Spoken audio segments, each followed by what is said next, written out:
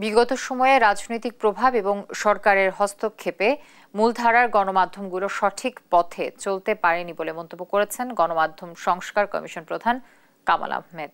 রোববার দুপুরে রংপুর জেলা প্রশাসনের সম্মেলন কক্ষে সাংবাদিকদের সঙ্গে মতবিনিময় সভায় তিনি কথা বলেন।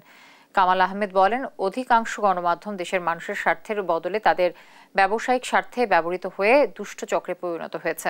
গণমাধ্যম সংস্কারে এই দুষ্টচক্র ভাঙতে হলে অন্তর্বর্তী সরকারের পাশাপাশি রাজনৈতিক সরকারকেও কাজ করতে হবে।